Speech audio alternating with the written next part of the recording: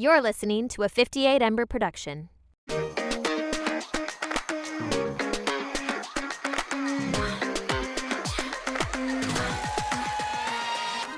Hi there, everyone. Welcome back to the Completely Fucking Clueless podcast. My name is Audrey Jean Flowers. And my name is Sarah Alice Liddy, and we both use she, her pronouns. And we have a very special guest with us today. Destiny, thank you so much for coming on the podcast. Welcome. I'm so excited. Yeah. I also use she, we're her so pronouns. Oh, slay, perfect. You know what? I never do that with the guest. I always we've gotten a comment before about saying our pronouns. So now we're like so into the flow of saying it. But when we have guests, I kind of just like go black in my head and I'm like what do I do? What do I say? But thank you for saying that. And I'm so excited to get to sit down and chat with you. I was listening to your podcast yesterday and you have a beautiful speaking voice. Oh, thank you. I was like, wow, your voice is so nice to listen to. And ever since I've been listening to your podcast, I keep saying fork. Oh my God. I know. Literally, my partner was over last night and I just kept going, forking this, forking that. I do that all the time because I have a 9 and 10-year-old niece and nephew. And so I try and I work so hard to try not swear around them. Yeah. But it ends up resulting in me saying like fork in front of other adults. And they just stare at me like, what the fuck is wrong with you? Yeah, pretty much. I understand. Yeah. I love it. I love it. So let's start off. I want to start off with something kind of fun because I know you are a Swiftie and I am curious to hear your thoughts on Taylor and Travis Kelce. What do you think? I'm super into pop culture. I wouldn't say like, I mean, I love Taylor, but I'm not like the biggest like Swiftie ever, but I really want to know your take. I am so excited. I'm so excited. Okay, you are. Okay. I've had some friends reach out and be like, do you think it's a PR stunt? And I'm like, it's Taylor fucking Swift. It's like, she doesn't need PR, first of all. Yes. To be fair, I don't know who the fuck Travis Kelce is, but it's because I don't watch football.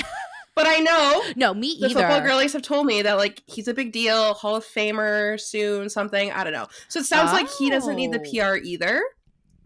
And as an OG Swiftie, I'm living for it because I feel, and I've seen so many people talk about this on like podcasts and YouTube and whatever, like all of her other relationships have been so private. Private. Yes. Right? And then even when we all know that they're in a relationship, it's still very private. Like when she was dating Joe, like you didn't really see, like she wasn't talking about him. Like you didn't really see them photographed together very often. It was all very hush-hush. But with Travis, I'm like, she still hasn't really said anything, but like she's showing up to his games. She's like literally in a getaway car after the first game. I don't know if you've seen those pictures of them like leaving. Yes, of them in the convertible. Yes. Like literally in a getaway car.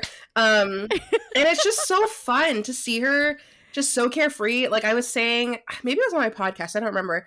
But I was saying like how normally she travels in cars with the same like bulletproof glass that the president travels in. Holy like usually shit. Very like security to the max, and obviously it's Taylor Swift. Like we know that she's had stalkers, like people break into her house. There's been like all kinds of crazy things. My God. So like makes sense. And with all of her previous relationships, everything has been so hush hush. Like everything's been very like, I feel like there's been like a safety element to it, a privacy element. But we're not seeing that here. She's like, let me get into a literal convertible and drive down the highway, blonde hair flowing, with my man. I'm here for it. I know. I'm so here. It's so interesting. I know. Like, I don't, I haven't followed her past relationships, but I do think the interesting thing is like how private the other ones were versus like this where you're seeing her on the jumbotron at the football game. Like I've never been interested in football or wanted to have gone to a football game, but we like live near MetLife where the Jets played, and I was like, do I try and get like tickets just to like go, because I was like, I want to be a part of this pop culture moment. Absolutely. Like I feel like I want to be there. Unfortunately I didn't get tickets, but like the stats that like the NFL has seen, it's crazy how it genuinely has affected viewership, and like his jersey sales went up by like 400%. I know the numbers are insane. He's gone up like 1 million, like 600 or 800,000 at this point now, like Instagram followers. Yeah, the NFL themselves have seen like a huge increase in like female viewership. It's insane. I also think part of it is with like football, which was on a slightly different note, but like I was never taught the game and how it worked, so watching it had no appeal to me. One year my sister finally taught me some of the rules and I found it interesting, and it's like I think what I've at least seen on TikTok, and again, I'm not a very big Swiftie, but something that I've found really endearing is like this has brought a lot of people into football, and like other people are now explaining it to them, and they're like, oh, this is actually an interesting game if you know what the fuck is happening. Yeah. It's just Right. women are never really taught because it's like, oh, you don't like football, you're a girl. Right. And it's interesting if you know how the game works, but if you have no idea what the fuck is happening, yeah, it's fucking boring. Yeah. I know. I feel like the only time I've ever really gone to football games was to like day drink. Like I'm not even lying. But it's such a like cool moment. So I was curious to, hear your thoughts on it, especially like knowing so much about her and the way that she moves about this world. Yeah, it's so exciting. And I mean, can't confirm anything like whether or not it's an actual relationship or just friendship or whatever, but either way, I think it's been super exciting to see her just like living it up in that box and cheering her heart out. Yes. If there's one thing Taylor Swift is going to do, it's going to be hype up the people in front of her. Like whether she's at the Grammys in the crowd or like the VMAs, whether she's at these football games. And she is a huge football person. Like, I don't know if you know, like she was, maybe it's changed now. I don't know. But she was a huge, I don't know what the team, I think it's the Eagles. Philadelphia Eagles or something, because that's like where she's from. Yes. Yes, and that's where Travis's brother plays.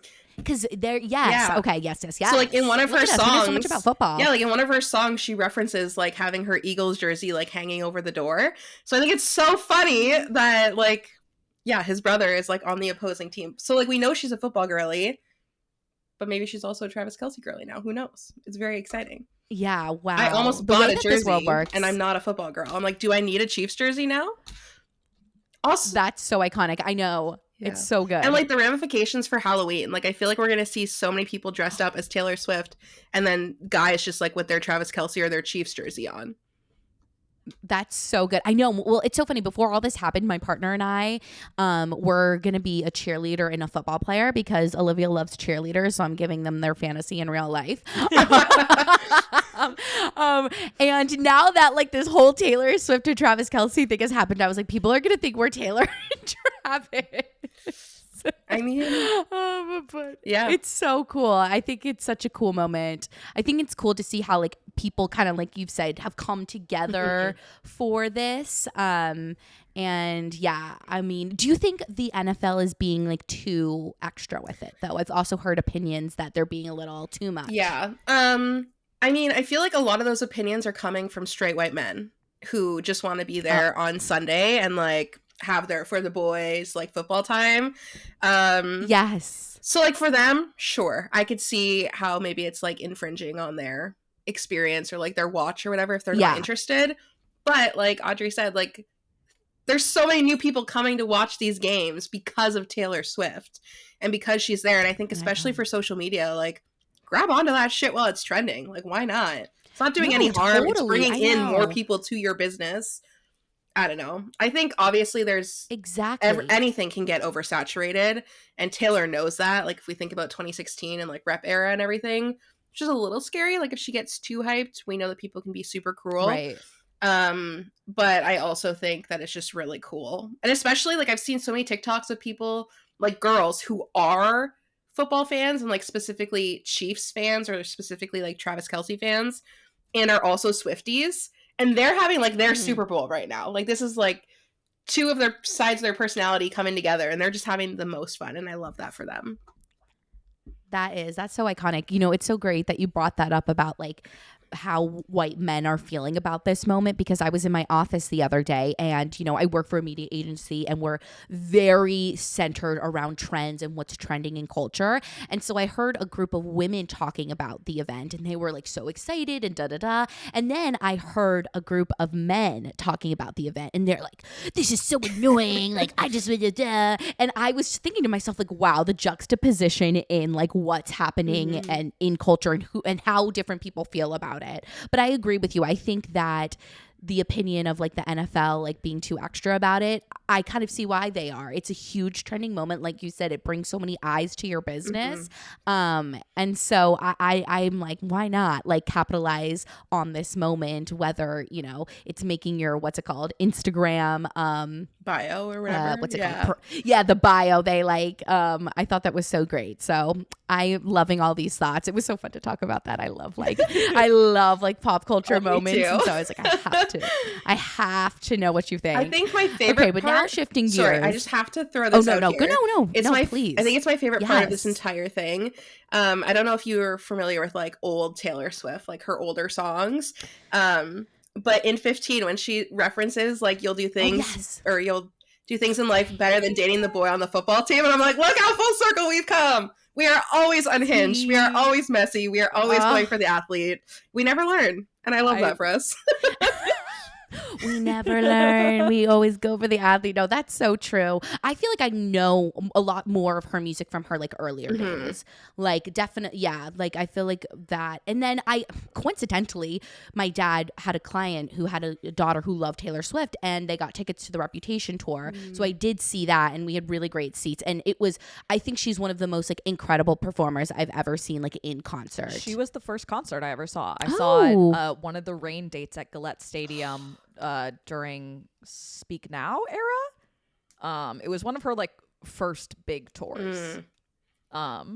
And I saw it with my two sisters, and we had a lovely time. Yeah, I love that. Like in her, at least when I saw Reputation, and she's done this with the Eras because I've seen so many videos of it. Just like, well, obviously it's Eras, but like bringing in the other music that she, you know, has, because I mean, she just has so many iconic like pieces of work. So she has a lot of music. So no, much. she does. I mean, she sings like 44 songs at the Eras tour. And I know you're going. I listened on your podcast about your whole experience of getting tickets. It's so exciting. I'm so excited. Second row, baby. I bet. Second row. Oh my God. That's amazing. It's going to be such an iconic moment for you. It's going to be unreal.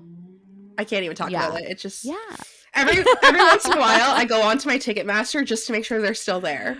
And I'm like, oh God, okay, I have them. I actually got them. That wasn't a dream. It's happening. That's so funny. Yeah. All right, now let's shift gears a little bit to talk about you, what you're doing in your life. Thank you for letting me get my little pop culture fix in there. So I want to bring it back to like your early 20s, because, you know, a lot of the content I've been listening and watching from you is about kind of starting over at nearly 30, which I think is like incredible. However, why don't you like kind of take us back to, you know, right after you graduated from college, if you went, like what was up in your life? How were your early 20s? Well, early 20s, I would have been in university still.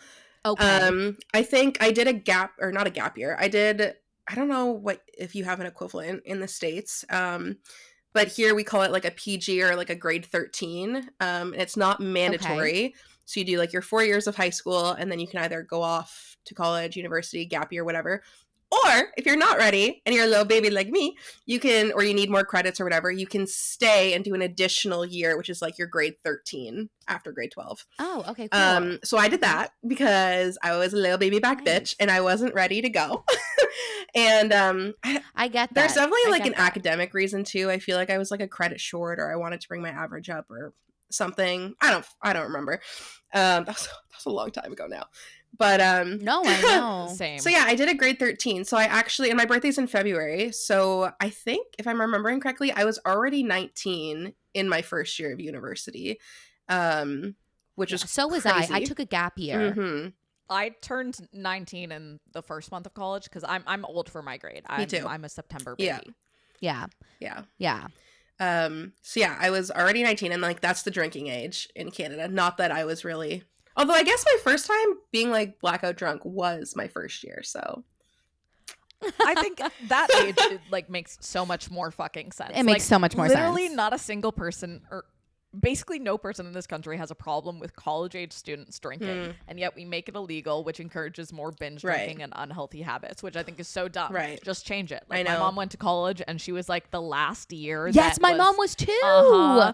And she got grandfathered in. Yeah. Yes. And her brother, who is like a little bit younger, he like just missed it, and he was so pissed. But I think 19 is such a better age. Yeah. Yeah, for sure. And I mean, I wasn't a big drinker in high school. Like, I was never like the party girl. I didn't go out to anything. So I didn't really drink until university, which is why I think I got so down bad that one time, because I had no tolerance. I had no idea where my limit was. I was gone. Totally. I was like Same. No, in that the forest, literally. in the forest. No, I remember my first week of college, and I did grow up in a place where like people were, you know, drinking in high school. And so I had those experiences, but I remember there was a girl on my floor and she got down pretty bad. I went to a boarding school that was very strict, and I really Oh yeah, didn't- you were down bad. Oh, I yeah. remember that. So we all had like everyone had a freshman fumble. I was the second person in our class to fumble. It was the first like party, and our class fucked up. We had a pregame before a pregame, and also because we were new students, everyone was like, here's alcohol, here's more alcohol. And I never drank. I didn't even make it to the actual proper party, or I technically got there, and I got there, and someone who was a junior at that time was like, so I'm gonna take you home, you need to go home. Go home. And I literally found out from other people that the Uber driver had been talking about me. There was this girl who in an orange dress, which was me, who was like really having to work to not vomit in his car. But I take pride. I wasn't the first one to fumble. I was the second. You know what? But There yeah, you no, I go. had no experience with drinking, so I went down bad. Right. First is the worst, second is the best. There you go. There you go. Third is the one with the treasure chest. There you go. But yeah, that was a messy time. Yeah. Like the way that our residence worked at my school, at least the residence that I was in, it was like a townhouse, and it was right behind the university. So there was like a bunch of houses in a circle, and I was in one of those houses. And yeah, and we were surrounded. Like I went to university like up north in our area, so we were like in the forest essentially. Like you would look out a classroom window and it would just be trees, like literally a forest. Yeah. Hiking trails, like all the things.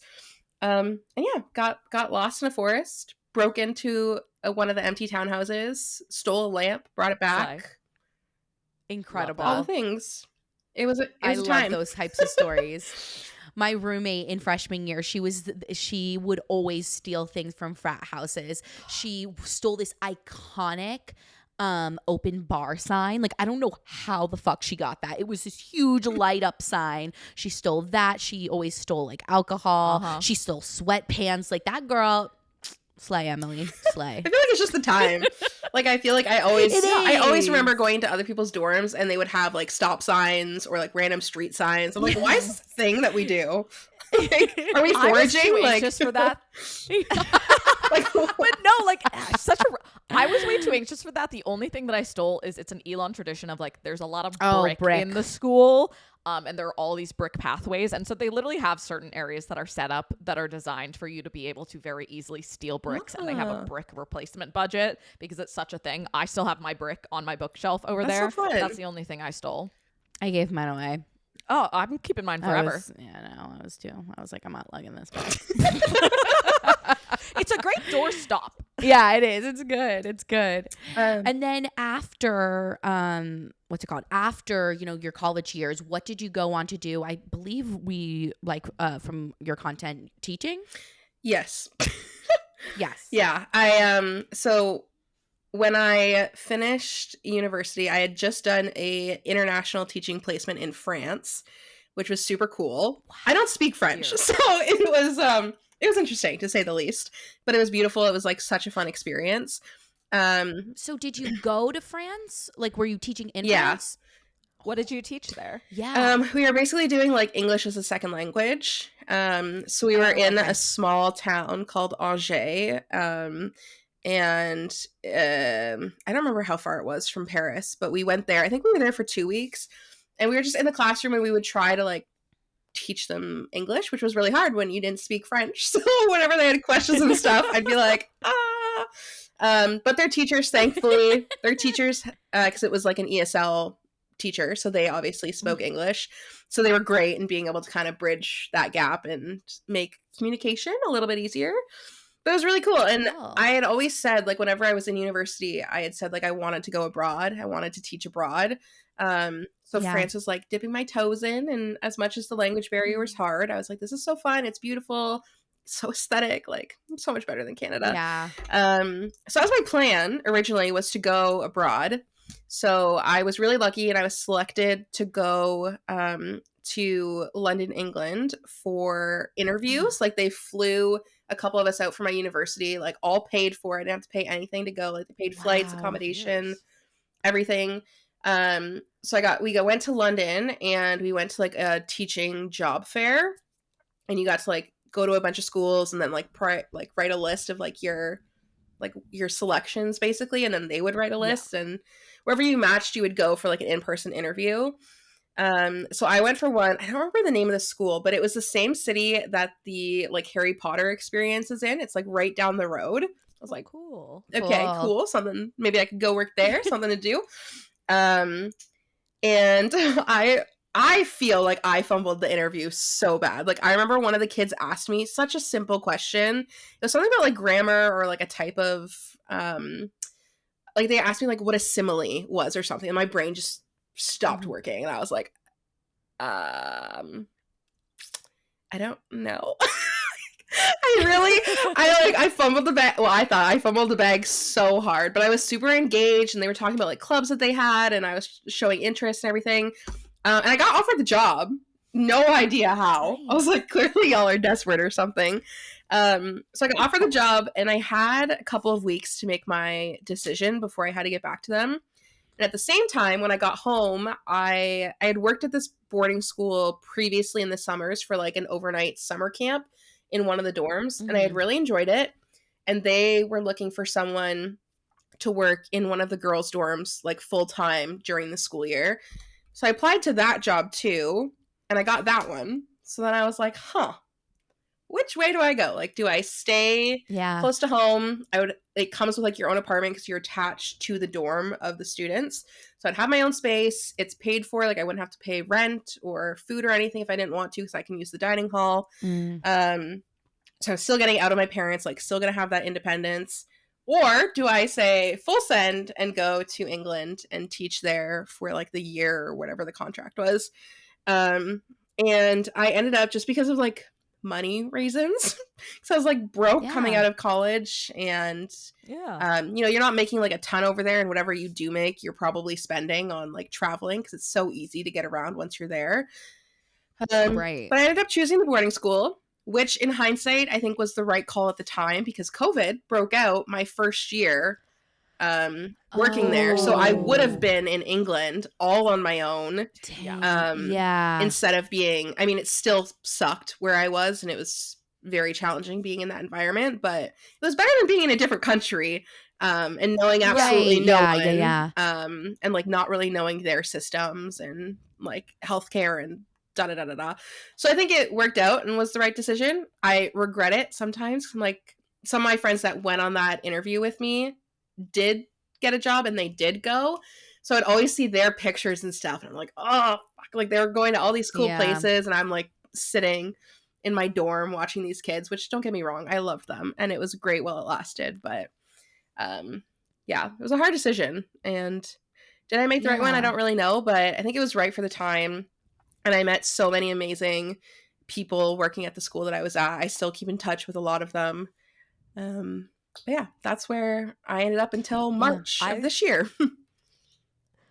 So I went to boarding school, and so we had dorm parents, and like anytime that I'm back in that area, I'll like go out of my way to go to the school to see this one set of dorm parents. The Ties, I adore them, and like it's like kind of the only adult that you have when you're at boarding school. Like you really don't have adult supervision. Like I look back and I'm like, that shit is crazy. The fact that boarding schools are allowed to exist. That's an insane thing. You're letting just a bunch of 14-year-olds take care of each other. But yeah. I think I totally understand like your breakdown of trying to make this decision, especially, right after graduating. You're so right. You don't have a lot of money. And unfortunately, we live in a world that if you want to live like, you need money. And I think that's something I've learned a lot since graduating. And so I totally understand needing to make decisions based on finances. Like I know for me, I'm like I've been living with my parents ever since I graduated, and I think sometimes like there is a level of maybe embarrassment or shame surrounded by that because I think, you know, most people think when you graduate from college or university, like you go off, you live on your own, like right away. And I think for not everybody that can happen. And I especially know for people in my town, we live literally so close to the city. It's like, why wouldn't you go home and save for a little bit? But yeah, it's so hard when you're like given two choices and you're like, which way do I go? Yeah. Well, particularly because like there isn't ever a right choice. There are different choices that have different results. Yeah. But like I fucking hate that about life, that there's not a right choice. There are different choices, and there are probably better choices and worse choices, but there's not a right choice. Right. Yeah. Yeah. Yeah. And as you said, you stopped your job in March. I was listening to your podcast and you sort of talked about how you felt like the process of losing your job was like really hard, kind of maybe traumatizing. Like, can you walk us through, you know, maybe like not like what happened in terms of like the details of like that, but like how you were feeling at that time and how you walked forward into the uncertainty of like not knowing what was going to be next for yourself. Whew, yeah. Oh God. It was like I was completely blindsided. Like had no idea that this was coming. And yeah.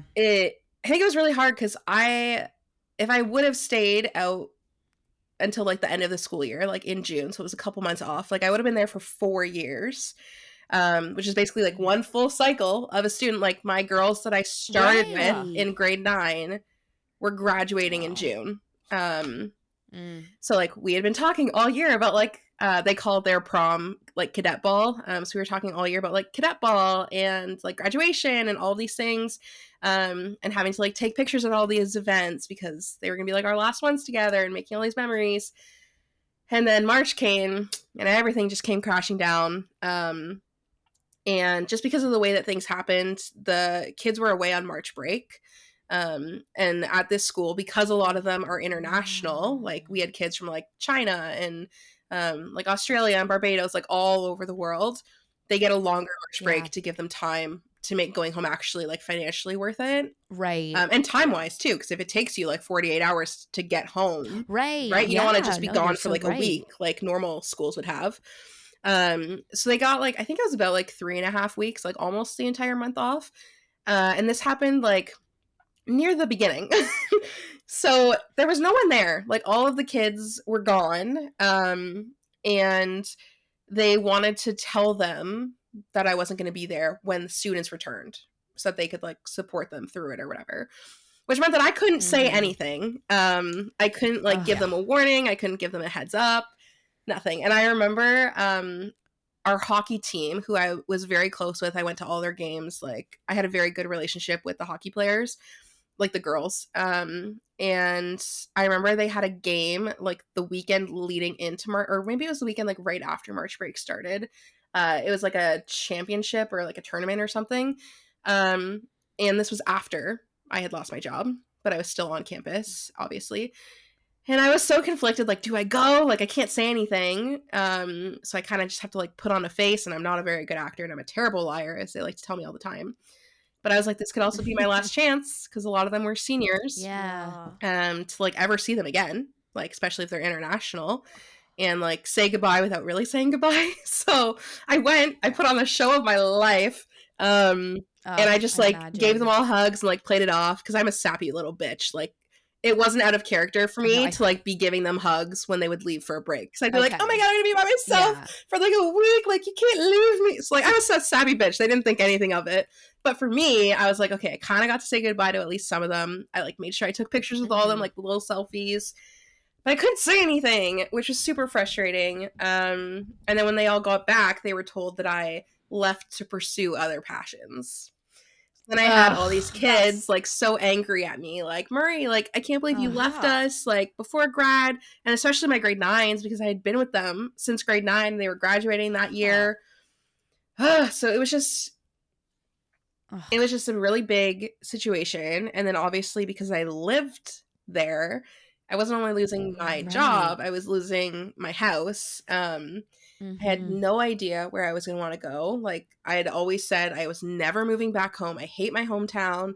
I have like an okay relationship with my parents, but it's not great. I also have 2 very young siblings, so that can be super challenging to move at home and have to just always be surrounded with that energy. And I had a cat, and my brother is very allergic, so I knew that I wouldn't be able to bring Moo back with me if I moved home. But I was also like, I'm broke because I am not a financially responsible adult. So I ended up calling my mom like a week later. I had 2 weeks to move out and like vacate the premises. I took a week to just veg, and I watched Netflix, and I cried and sobbed and like made a close friends on my Instagram because some of my girls followed me, or like they followed me on TikTok, and I was getting so many people that I couldn't keep up with who was following me and who wasn't, and I didn't really care to check. So I was like, I can't post anything on anything because they might see it. So I had like a close friends on Instagram where I just like vented and said as much as I could. And then I finally called my mom like a week later and like, you know, told her what she needed to know. And I was very surprised, but basically it was immediately like, okay, you're coming home. Like, we'll figure it out. I'm going to call your aunt. She can take Moo because she lives in the basement, so they can keep it separate from the dog that they have upstairs. And like, my aunt lives right down the road, so she's like, you can go see her whenever you want. We still have your room set up for when you were living here, which is this nice, tiny little thing that used to be at my brother's nursery.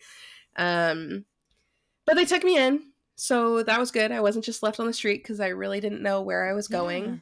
But it's been really hard to go from having complete independence and having a job and feeling like I have a purpose, to living at home, unemployed again, second time this year, unemployed, not really feeling like I have a purpose, feeling like just nothing is coming out Destiny, and just, you know, dealing with mental health and isolation. Like, I don't have any friends here. I don't drive because I have too much anxiety with that, and like, everyone lives everywhere. So I just feel very isolating. It's a very small town. There's not even a Starbucks here, which is really getting to me. Which sounds stupid, but like, I am very much like, I love going to coffee shops. I love to just go work in them and write in them and like have social people around me. And I just, it's a part of a routine, right? And I just miss the freedom of everything. Like, being able to cook what I want for myself and not having to cook for the family, being able to make content whatever I want, to just like rot away on the couch and binge Netflix if I want to. It's been a very hard transition, and I don't think I'm on the other side of it yet. I think I'm still struggling a lot.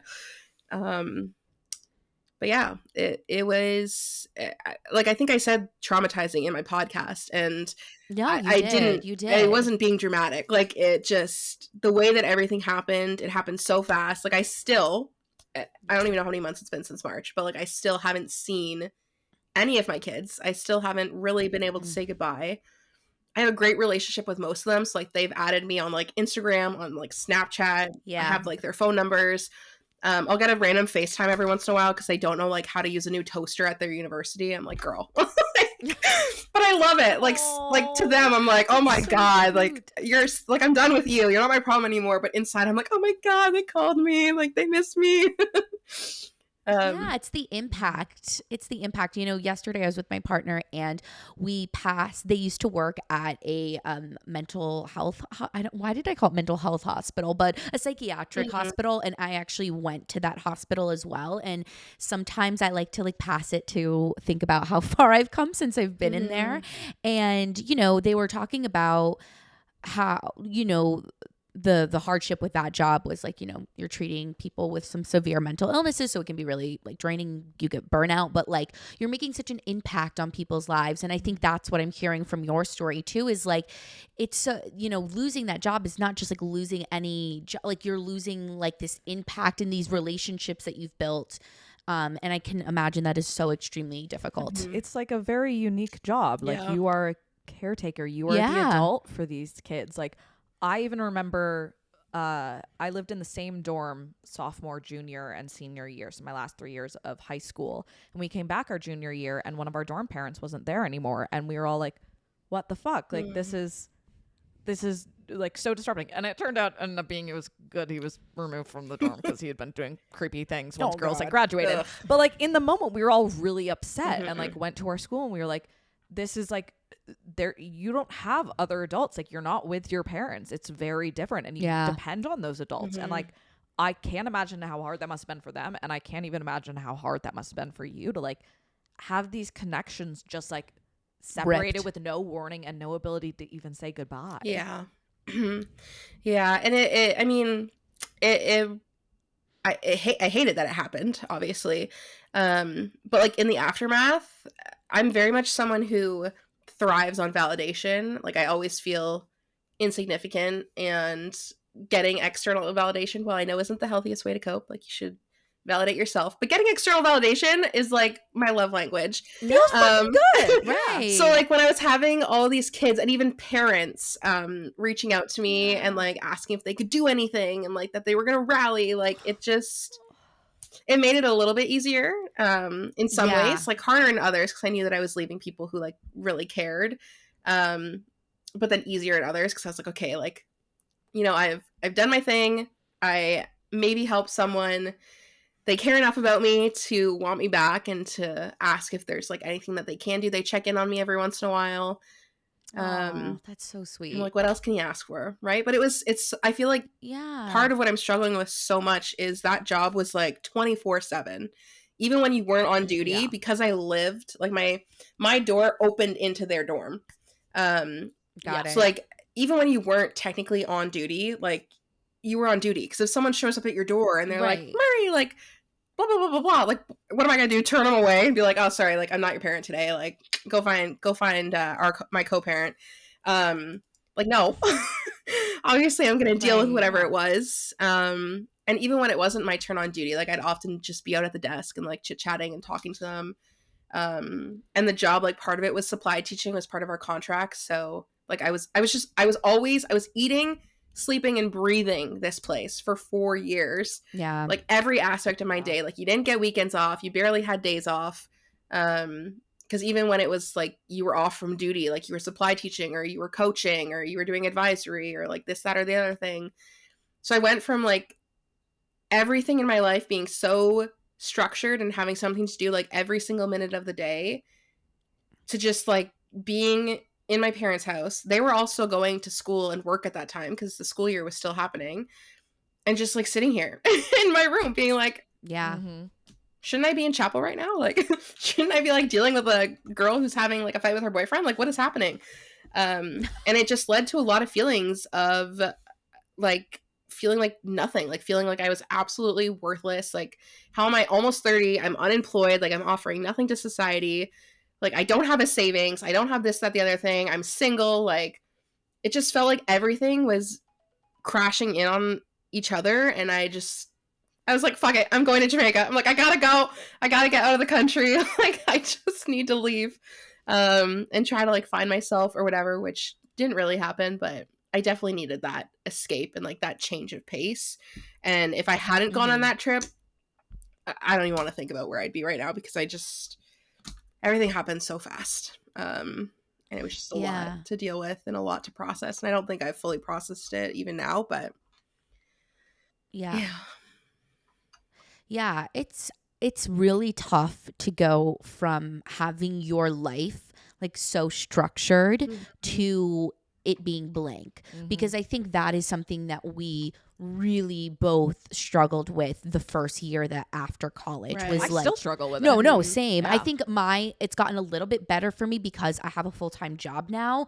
But for those first like 2 years where like I was just in this like sort of like what is happening place, there are moments where it's like really great because you get to explore these new passions. Like, I know you're into content creation as well. Like, you get to make content and but then like there's also moments where it's just like, what the fuck is happening? Like, like literally days pass you by and you're just like sitting in your bed watching TV, like, and you're like, kind of like you said, you're like, what is my purpose? Like, what am I giving to this world, giving to myself?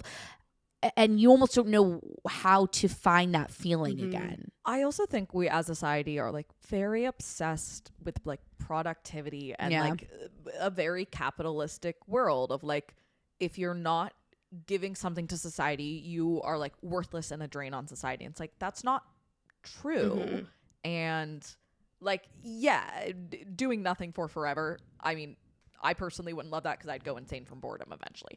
But I think we all beat ourselves up so much about stopping. And sometimes you have to stop. Like, I obviously not the same, but so like this past winter, I quit my job.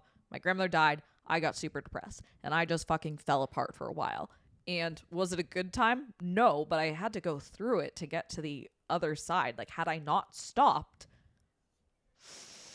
things would have been much worse. And like, I think there's a lot of judgment of just stopping and taking a minute to like figure out like, what the fuck am I doing now?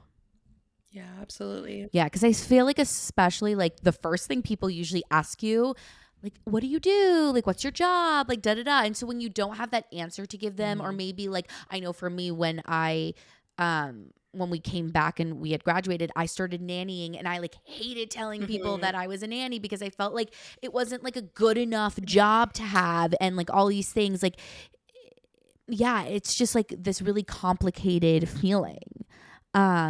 So I like really commend you for being like open and honest about it, because I think it's really hard to like admit like, hey, this situation happened to me. My life has completely changed and I'm really fucking struggling with it.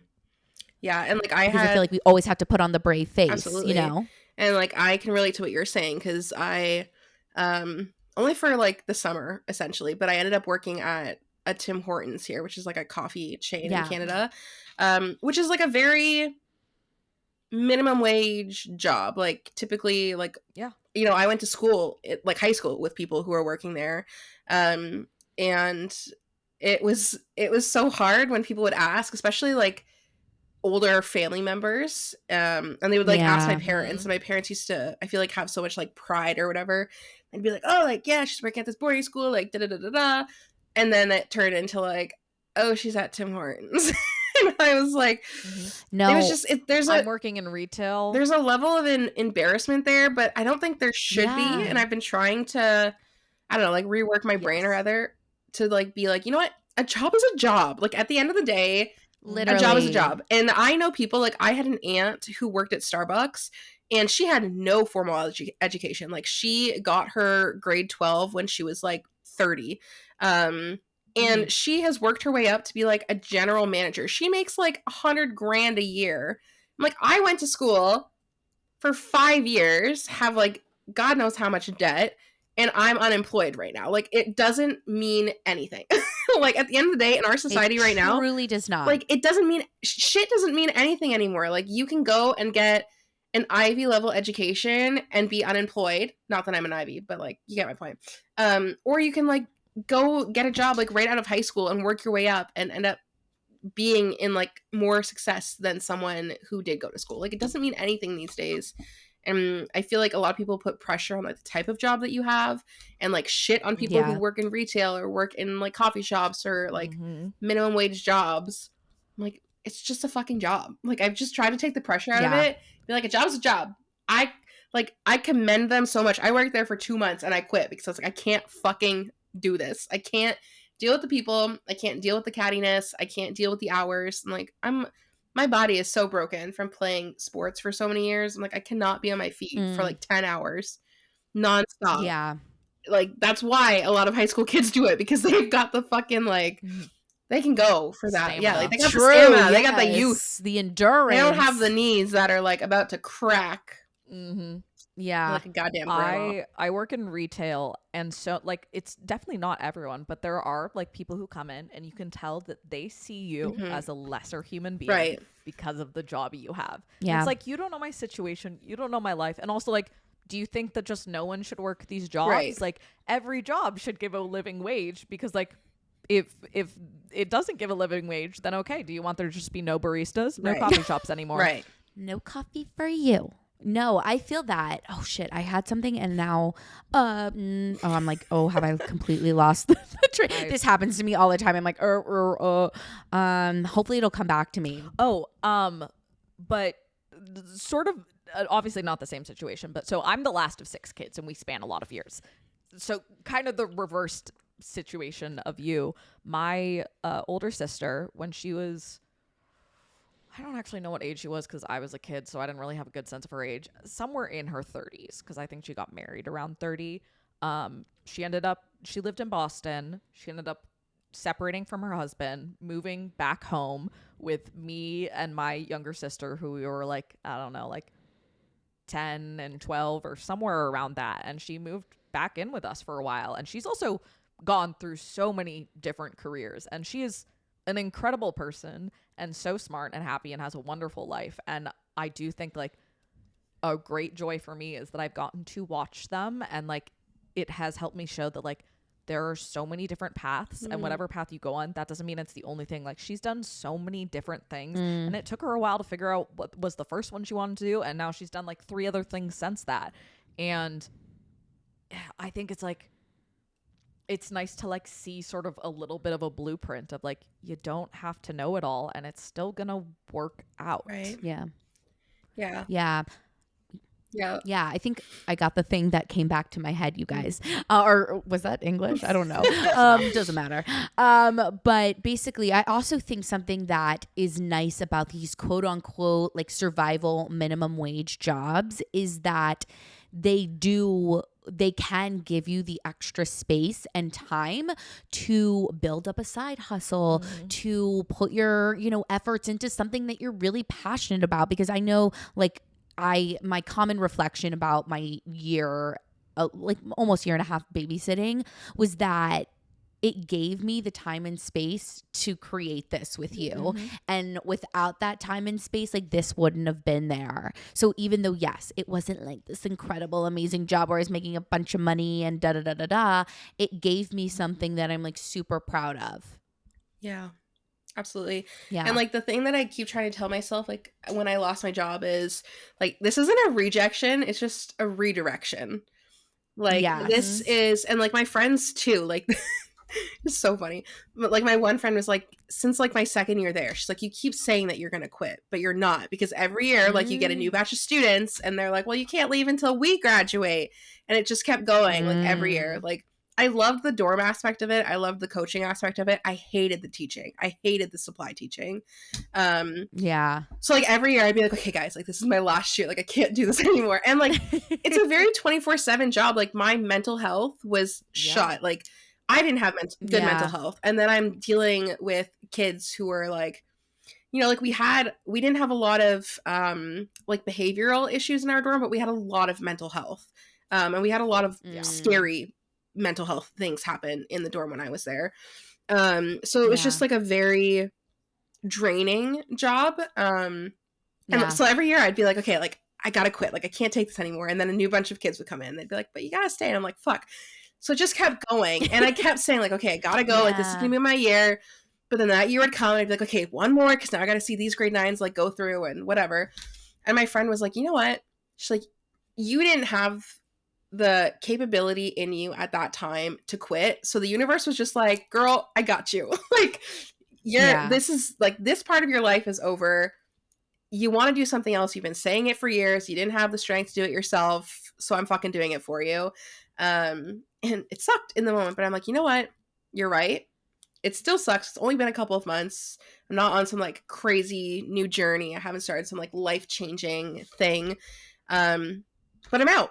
And I have freedom right now to decide what I want to do. Like maybe I'll go back to school. Maybe like I got my YouTube camera out this morning that I haven't done forever. And I'm like filming a day in my life vlog. So I was like, this is exciting.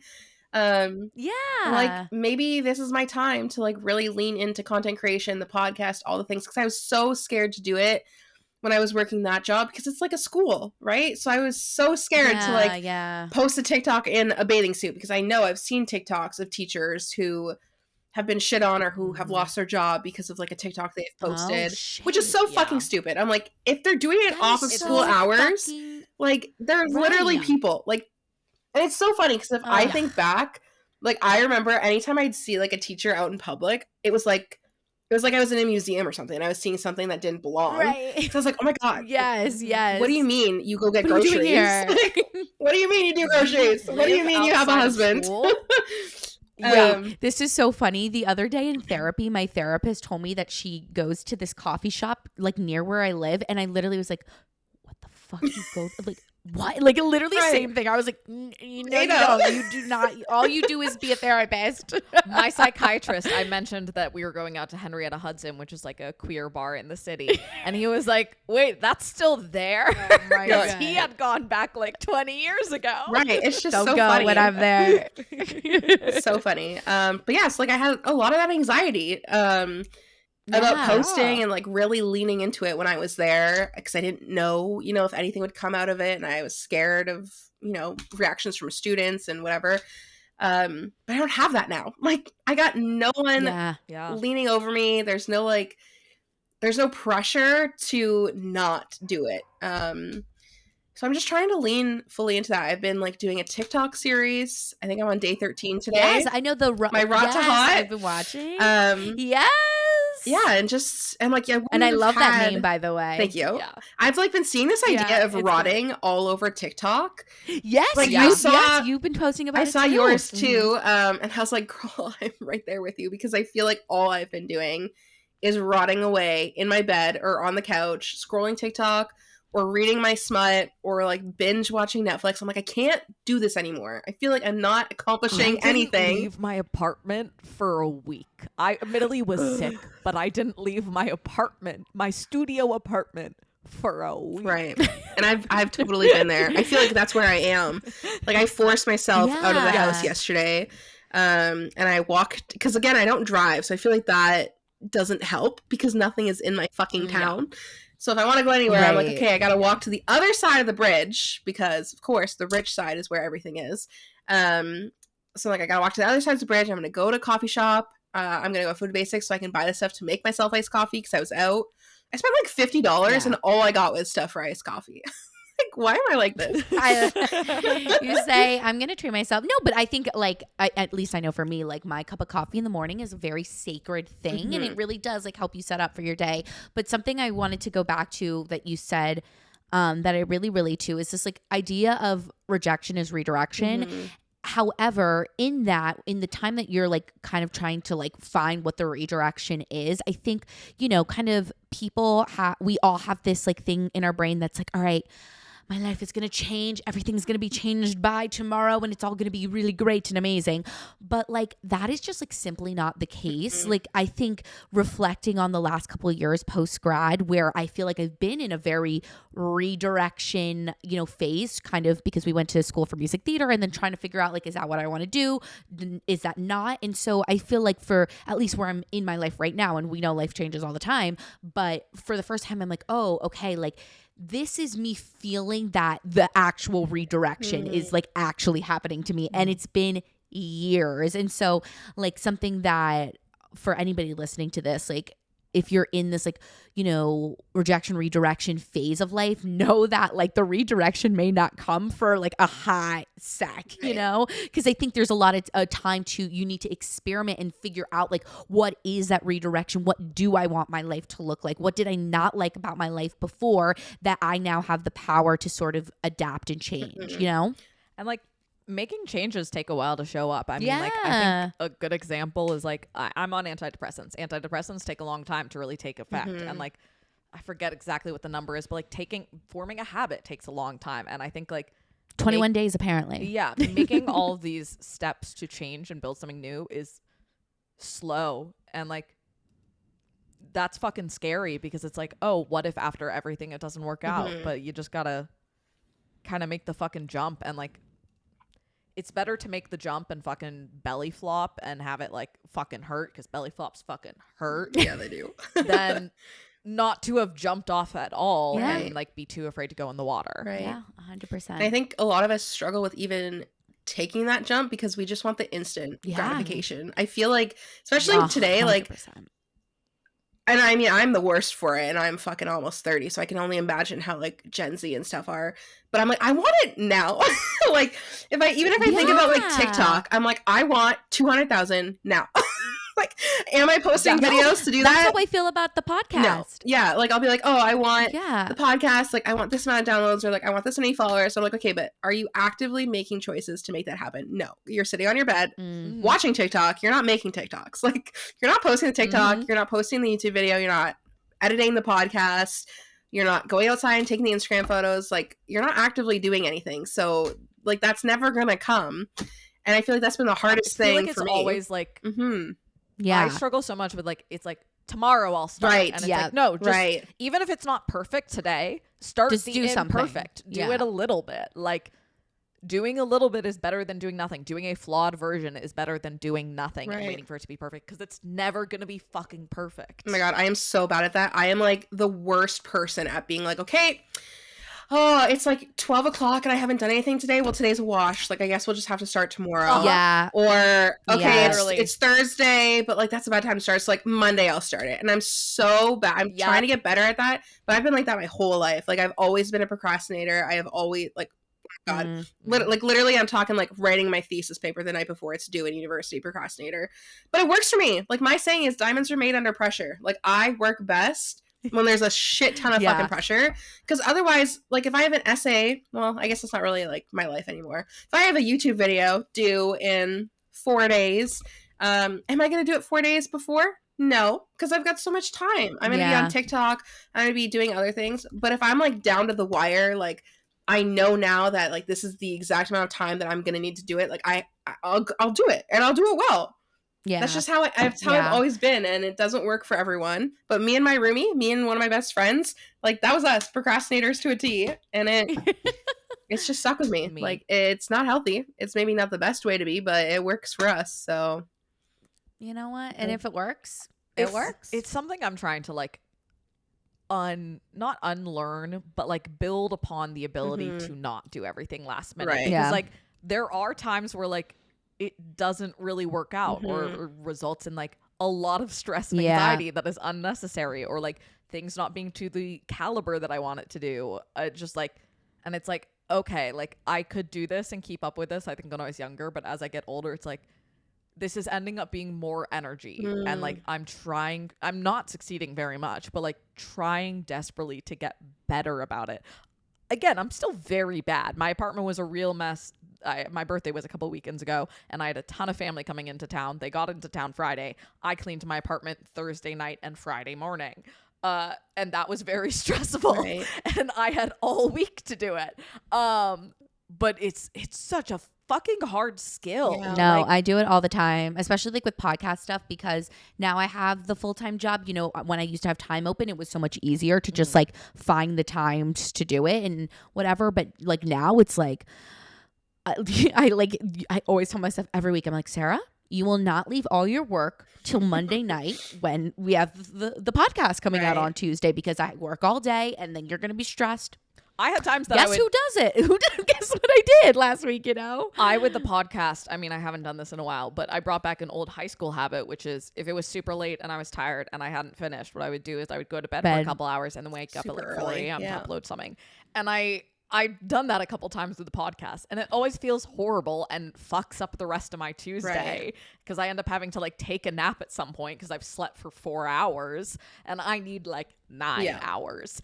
And it's like, why do this? This is horrible. This is not enjoyable. Like, just don't do this. It's hard to be human sometimes. Right. You know? But, you know, we're still learning and figuring shit out. But I also think, like, you brought it up just in passing, like the thing about the habit, like taking 21 days, like when it's a habit that you've been doing for like 28 years, like it's going to take a long fucking time to undo that habit. It's the same thing. Like, I talk about body image and like stuff on my channel, like my platforms a lot. And I'm like, if you've been hating your body and like wanting to lose weight and like in a diet culture mindset for your entire life, like you're not just going to wake up one morning and be in love with yourself and like have like so perfect body image. I'm like, I'm 28. I've been on this body positive journey for like, I don't know, like 5 years now, maybe 4 years now. And I'm still like, I still have days where I'm feeling insecure or, You know, like I'm feeling shitty about myself, or I wonder if the reason that I'm single is because I'm fat. And, you know, like I still have that. And I'm someone who's like existing online as a like creator. And like I always say to people, like, even like the most confident people that you know have bad days. Like they have regressions, and that's okay. Like that's part of the experience, is part of the journey. But like it's like a habit. Like it's something that you have been telling yourself, or your family's been telling you, or the media's been telling you for decades at this point. In my case, like you're not just going to unlearn that in a day, a week, a month, hell, even a year, 2 years, 4 years. Yeah. Like it's going to take a long time for you to relearn that, for you to literally rewire your brain and the way that you think about yourself and the way that you perceive yourself and even other people. It's so hard. And it takes so much time, and it takes so much effort. Yeah. It's so hard, but I like do think that it is really magical. Like our brains literally can be rewired. Right. What neural pathways you use get stronger. And it's like that's something that I've really been trying to like work on negative self-talk. And it's like what you tell yourself becomes true to a certain level, and what you believe becomes reality to a certain level. And it's like, even if like my therapist and I've been working on trying to be kinder to myself, and do I most of the time feel like it's a load of shit? Yeah. But like there's a reason people like fake it till you make it is such a dumb thing, but like it's working a muscle, a neural pathway, and eventually that will become true as it becomes stronger. It just takes a fucking long time. Yeah. That is the tea. And I said and that's the tea. And just like moving forward, what are you looking forward to, like in this, you know, restarting over at almost 30, having the world wide open to you? Like, what are some of the exciting things that you have been feeling and thinking about for yourself? Oh, I feel like it's such an easy question, but it's so fucking hard. Because I feel like I'm still just at that point where I don't really know what I want to do. Like, I feel like I have this like blue sky scenario in my head, which would be to like be a full-time creator, like to be full-time doing like YouTube, TikTok, podcast. And like I went to a writing retreat. I just got back actually. I think I heard about that on your podcast. Yeah, it's the second one I've gone to this year. I went to one in July in Seattle, and then I just went to one in Niagara-on-the-Lake, which is only like an hour from where I live. It's still in Canada. And that has really relit my passion for writing. Like when I was younger, I always said like I'm going to be an author. Like I have an English degree from university. And so now I'm like, you know what? Like I have nothing but time. I feel like time has been I feel like it's been my biggest enemy since I lost my job. Like I have so much time on my hands that I don't know what to do with it, and I'm not doing anything. Like I'm rotting in my bed because I'm like there's just too much time that I don't even know where to start. I don't know what to do. And now I'm like, okay, like you do have things that you want to do. You just need to actually fucking do them. Like, so I'm starting, I was going to say I'm starting Monday, but no bitch, we're starting today. Once all this stuff is done. And I'm like, I want to like calendar block out some time so that I'm actually doing the things that I want to do. Like take some time to make TikToks, to do the YouTube. I'm getting into like to know it because that's like a thing apparently for the fashion girlies. Yes. So I'm like, I want to do that. I always look, especially on plus size creators. I'm always like, where'd you get that? Where'd you get that? Like, I don't like to like go and search out, you know? Absolutely. So like, I have all these things I want to do. I want to like give myself time to like do writing. So I guess that's where I'm at, is just trying to lean into what I thought was impossible and what I thought would never be for me and I'd never have the time for, and it wasn't a real job. And I'm like, no, fuck that. Like, it is a real job. I know it is. I have friends who have made it a real thing. And I have nothing but time. Like, I don't have a job that I have to worry about. I probably should because I'm pretty broke, but I'm like, there are ways that I can supplement that without like, there are ways that I can do that without giving up this dream. Like I can freelance write, still writing. Like I can work harder and like work smarter at finding like brand deals, and stuff like that. Like I can still make an income doing this. I just have to get creative and like actually do it. Like it's never going to be a full-time job if I don't get off the fucking couch and actually film a TikTok. Like you can't be a TikToker if you're not making 100%. TikToks. And I feel like that's where I've struggled the most is I want it. And I've said I want it, but I'm not actually doing anything to obtain it. And And that's where I'm like at right now. Like that's my part of my rejection, my redirection path is like I'm on the path, but I have to actually do something to make your way further down that path. Yeah. Mm-hmm. Something that you said before we wrap up that I'm just like love is that time isn't your enemy. Like, I agree with you. I think when we go through these massive life changes and, you know, not much is going on, we really do look at time as this like enemy. Like, I'm just sitting here, but thinking about time as like, and I know this is something I have done a lot is like, you know, when I have busier weeks at work, I don't have a lot of time and that can sometimes be really stressful. And then sometimes I'll have weeks where there's not much going on and I have all this time and I'm like, during the moments that I have all the time, like be grateful for it and notice it and be like, okay, like I have all this time and, you know, maybe I'm just sitting here watching TV, but hey, in 2 weeks from now, I could be so busy, like really wanting this extra time. So just like thinking about it in that way. And I also love that you said that you're like calendar blocking things. I've been doing that a lot recently. My partner told me to like schedule appointments for myself, like especially with stuff that's like for the side hustle, for the podcast, with my own content, like actually putting it in your calendar is like just like so helpful. And I feel like at least for me, it's been helping me with the accountability of showing up to it as like this appointment, you know? Yeah. Absolutely. But our last question for you, because this is something we ask everybody, is when is a recent time that you felt clueless? Oh God. It can be big, small. Like I didn't know how often you're meant to empty your vacuum cleaner, or it can be like, hey, taxes. Oh It God. can be whatever your heart desires. Honestly, like I get like in like a broad sense, I feel like just like adult things. Like I was on this writing retreat and most of the girls were like around my age or older and they were like talking about, I don't even fucking know. Like they were talking about like taxes and like homeowner things and like marriage licenses. And I'm like, ooh, I feel like I'm a terrible adult. Like I feel like I actually don't know anything about anything. I'm like, when did you people learn this? Because I have no fucking clue. Like even my dad the other day, I don't remember what it was, but he just looked at me and he was like, you don't know that? I'm like, I feel like that's your fault. Like you're the parent. So if I don't know something like that, that's on you, buddy. But just like adulting in general, like I feel fucking clueless about being an adult, and I'm almost 30, and I'm like I'm gonna have to do taxes this year, and I'm gonna have to take into account like I've done one brand deal, little mini thing. I don't even know if it'll count.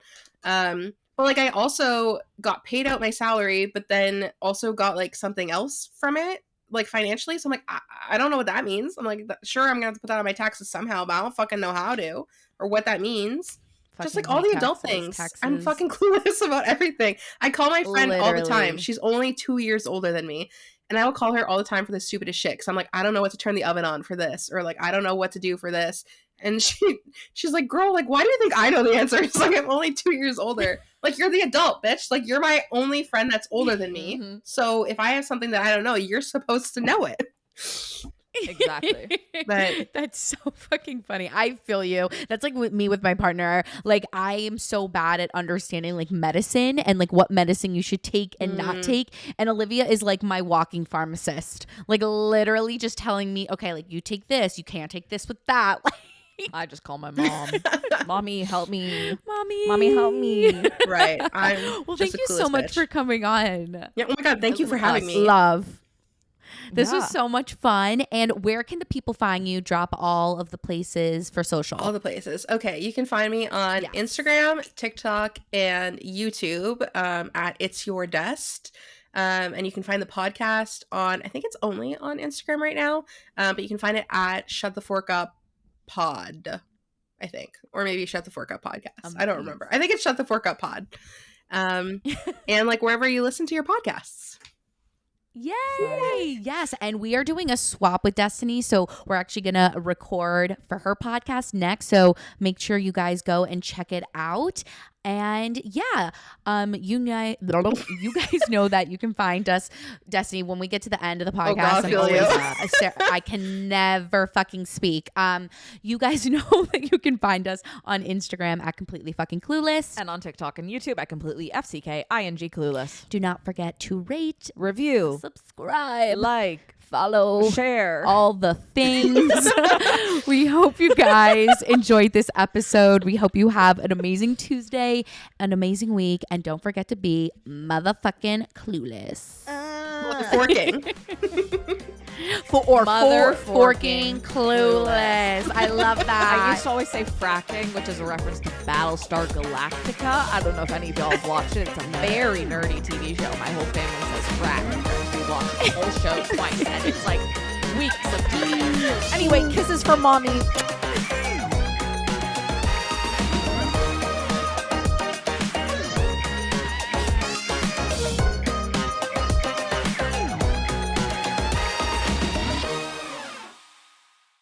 This has been a 58 Ember production. For more shows, please visit the 58 Ember channel, 58ember.com, or find us at 58 Ember Media on socials.